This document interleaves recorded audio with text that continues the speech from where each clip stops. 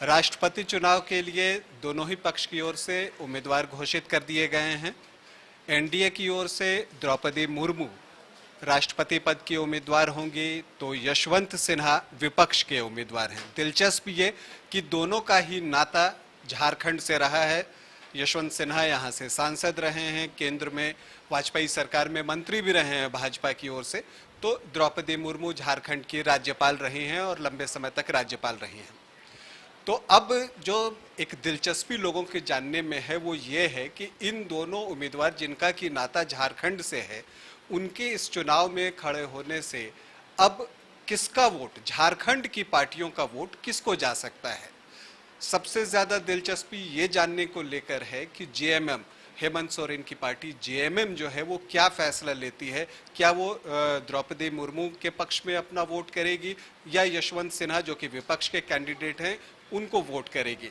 इसी विषय पर बातचीत करने के लिए हमारे साथ हैं शहनवाज, वरिष्ठ रिपोर्टर हैं, जेएमएम को लंबे समय से कवर कर रहे हैं, वो इन चीज़ों को बता सकते हैं।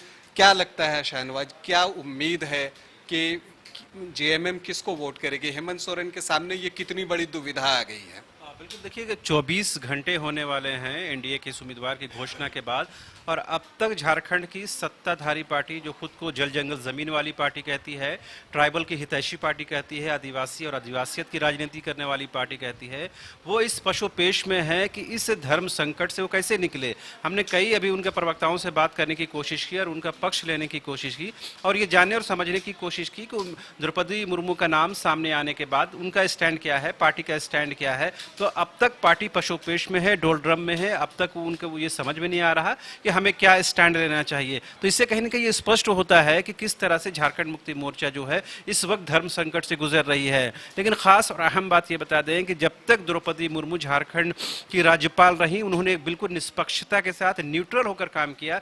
यही वजह है कि सत्ता पक्ष और विपक्ष दोनों का समर्थन उनको मिलता रहा।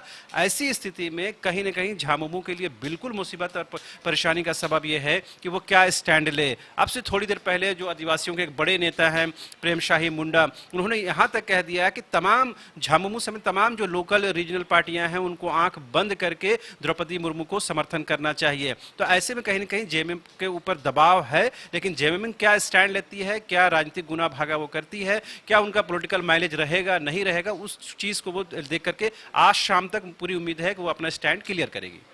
देखिए, राजनीति में या ऐसे अगर हम कहें तो कोई अपनी दिल की आवाज़ सुनता है, कोई दिमाग की आवाज़ सुनता है। लेकिन राजनीति एक ऐसा खेल है जब आपका दिमाग कुछ और कह रहा हो, दिल कुछ और कह रहा हो, लेकिन फैसला कभी कभी उससे भी इतर जाकर लेना पड़ता है। क्या झामुमो की स्थिति बिल्कुल वैसे ही है? बिल्कुल, देखिए जब तक जेएमएम ये स्टैंड क्लियर नहीं करती है, अभी हम लोग एक बातचीत कर सकते हैं। लेकिन आपको याद रखना होगा कि द्रौपदी मुर्मू एक ऐसी शख्सियत रही हैं जो किसी के पक्ष या विपक्ष में काम नहीं की है। मुझे याद है, एक संस्मरण आपको सुना दे छोटा सा है, कि जब वो अपने कार्यकाल में राज्यपाल थी झारखंड की, तो उनके सामने रघुवर दास की सरकार ने सीएनटी एसपीटी में संशोधन का प्रस्ताव बिल पास किया विधानसभा से और उसको भेजा राजभवन में कंफर्मेशन के लिए। राजभवन में उस टाइम द्रौपदी मुर्मू थी। उन्होंने कहा कि इस बिल के बनने, इस कानून के बनने के बाद क्या आदिवासियों का क्या फायदा होगा, क्या नुकसान होगा, उसको मेंशन कीजिए। अल्टीमेटली वो कानून नहीं बना और वो वापस हो गया। तो ये अगर ये कहा जाता है कि वो कहीं ना कहीं एक विचारधारा की समर्थक थी या किसी पार्टी विशेष से उनका ताल्लुक था, उसके बावजूद भी उन्होंने ये किया कि आदिवासियों, ट्राइबल के हित में फैसला लिया। ऐसी घड़ी में जेएमएम के लिए आसान नहीं होगा कि द्रौपदी मुर्मू को इग्नोर करते हुए यशवंत सिन्हा को समर्थन दें। जो आदिवासी जन परिषद है, जिनका झारखंड में एक अच्छा वर्चस्व है, उन्होंने यहाँ तक कहा कि झारखंड मुक्ति मोर्चा को अपनी विचारधारा, अपने राजनीतिक लाभ हानि को पीछे करते हुए यशवंत सिन्हा को बैठने के लिए आग्रह करना चाहिए और द्रौपदी मुर्मू को समर्थन देना चाहिए।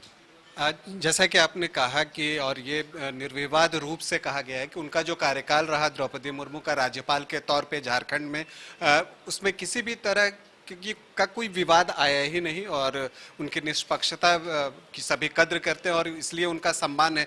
और जैसा आपने शुरू में भी कहा था शाहनवाज कि जो जेएमएम है वो आदिवासियों की राजनीति करती है, तो अब जबकि एक जनजातीय कैंडिडेट एनडीए की ओर से आ चुका है राष्ट्रपति पद के चुनाव में द्रौपदी मुर्मू के रूप में, अब अगर फैसला लेने में जेएमएम देरी करती है, घोषणा करने में कि वो किसे समर्थन कर रही है, बाद में तो क्या वो जितना देर करेगी, क्या उसका उसको पॉलिटिकल नुकसान भी हो सकता है? बिल्कुल इस बात से आशंका नहीं नहीं व्यक्त की जा सकती है। देखिए, आपको कल ही आपको मांडर उपचुनाव है और 2 साल के बाद 2024 में विधानसभा भी फेस करना है और लोकसभा भी फेस करना है। लिहाजा देखिए, तमाम जो राजनीतिक पार्टियां होती हैं, ना वो दिल की सुनती है ना अपने दिमाग की सुनती हैं, वो केवल राजनीतिक लाभ और हानि के दृष्टिकोण से अपना निर्णय लेती हैं। उनको पता है कि 2024 में जब हम जाएंगे तो इसी आदिवासी के सामने जाएंगे, इसी ट्राइबल कम्युनिटी के सामने जाएंगे जो हमारा वोटर है। और झारखंड के जो मैक्सिमम सीटें हैं वो रिजर्व है, एसटी कैटेगरी में है। लिहाजा कहीं ना कहीं जेएमएम ये चाहती है कि उन सीटों पर अपना वर्चस्व बना कर रखा जाए। लिहाजा उनके लिए एक बेहतर मौका है कि द्रौपदी मुर्मू को समर्थन देकर के कम से कम अपनी जो राजनीति को और ठोस करे, न सिर्फ झारखंड के स्तर पर बल्कि राजनीतिक तौर पर पूरे देश के स्तर पर। और आपको पता है कि चूंकि जो मुख्यमंत्री की जो पत्नी है कल्पना सोरेन, उनका भी ताल्लुक उड़ीसा से है और जो राष्ट्रपति बनने जा रही हैं संभवतः, तो उनका भी ताल्लुक उड़ीसा से है। लिहाजा वो कहीं ना कहीं कनेक्शन भी है। और जब तक वो राज्यपाल रही, राजभवन में रही, मुख्यमंत्री का लगातार उनका आना जाना था और कभी भी आपने देखा होगा राजभवन और सरकार के बीच में कभी कोई टसल की स्थिति उत्पन्न नहीं हुई। इतना जो आपने प्रोज एंड कॉन्स सुना होगा राजभवन और सरकार के बीच में, कभी उनके कार्यकाल में नहीं हुआ। उनके संबंध बहुत अच्छे थे, यूं कह सकते पारिवारिक संबंध थे। लिहाजा अब कहीं ना कहीं नैतिक तौर पर, राजनीतिक तौर पर और ट्राइबल के दृष्टिकोण से देखें तो एक प्रेशर जरूर बिल्ड हुआ है कि जेएमएम को एक डिसीजन लेना होगा द्रौपदी मुर्मू के पक्ष में। अब वो देखते हैं वो कितनी जल्दी लेती है, वो उस पर डिपेंड करता है। यशवंत सिन्हा झारखंड से हैं, क्या आपको लगता है कि ये हो सकता है कि जेएमएम जो है वो इस पक्ष पे जाए और क्षेत्रीयता की ओर जाते हुए कहे कि चूंकि वो झारखंड से हैं यशवंत सिन्हा, तो हमारे लिए कंपल्सन है कि हम पहले झारखंड को देखें और यशवंत सिन्हा को वोट करें चूंकि वो विपक्ष के कैंडिडेट हैं? क्या इसकी संभावना अभी दिख रही है? थोड़ी बहुत आप कह सकते हैं। आपको याद होगा कि जब बंगाल में चुनाव हो रहे थे और जेएमएम ने अपने कैंडिडेट उतारा था, उस टाइम ममता दीदी ने किस तरह विरोध किया था और किस तरह खरी खोटी जेएमएम को सुनाया था, वो याद उनको जरूर याद होगा।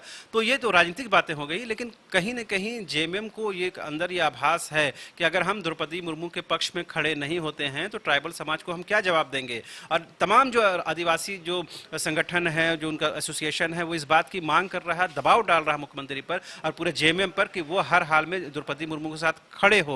तो कहीं ना कहीं मुझे इत्मीनान है इस बात का कि कहीं ना कहीं जेएमएम उनके पक्ष में जाता हुआ नजर आ रहा है। लेकिन चूंकि वो विपक्ष की राजनीति और विपक्ष को एक मंच पर लाने की कोशिश करते रहे हैं, टीआरएस के समेत जेएमएम हो, हेमंत सोरेन हो, ये इसकी राजनीति करते रहे कि तमाम विपक्षी पार्टियों को हम एक बैनर के तले लाएं, एक मंच पर लाएं। अगर उसकी राजनीति को फोकस करते हुए 2024 में जाना है तो हो सकता है, बहुत मुमकिन है कि वो यशवंत सिन्हा को समर्थन करेंगे। लेकिन जो चुनावी गणित है वो कहीं ना कहीं यशवंत सिन्हा को भी फेवर नहीं कर रहा है और झारखंड की राजनीति कहे तो जेएमएम को ये फेवर नहीं करता है कि वो द्रौपदी मुर्मू के विपक्ष में जाकर के यशवंत सिन्हा को सपोर्ट करे। तो कह सकते हैं कि भाजपा का ये मास्टर स्ट्रोक बिल्कुल कहीं ना कहीं ना सिर्फ झारखंड के स्तर पर राष्ट्रीय स्तर पर जेएमएम जैसे पार्टी, तमाम जो रीजनल पार्टियां हैं, उनके लिए कहीं ना कहीं पशुपेश में की स्थिति है। और जेएमएम के लिए तो कम से कम एक डिसीजन लेना जरूरी हो गया और बहुत जल्द ये डिसीजन लेना पड़ेगा, नहीं तो उनके लिए एक तरह से कह सकते हैं कि उनके राजनीतिक तौर पर नुकसान उठाना पड़ सकता है। जी, जैसा कि शाहनवाज ने कहा कि अब जेएमएम ज़्यादातर संभावना जो है, जो राजनीतिक का आकलन ये कर पा रहे हैं, उसके अनुसार लगता है कि जेएमएम जो है वो द्रौपदी मुर्मू के साथ जा सकता है। लेकिन एक दुविधा हेमंत सोरेन के लिए होगी। हाल के दिनों में वो केंद्र सरकार पर खासे हमलावर रहे हैं और उन्होंने उन पर तरह तरह के आरोप लगाए, हमले किए हैं। लेकिन बावजूद इसके कि अब द्रौपदी मुर्मू का नाम राष्ट्रपति पद के चुनाव के लिए सामने आ गया है एनडीए की ओर से, तो यहाँ पर उनके लिए एक दुविधा जरूर है। हम उम्मीद करते हैं कि क्या फैसला होता है उसकी हम प्रतीक्षा अभी कर सकते हैं। तो देखना है हेमंत सोरेन इस स्थिति में क्या फैसला लेते हैं। शाहनवाज, हमसे बात करने के लिए आपका बहुत बहुत धन्यवाद। Thank you.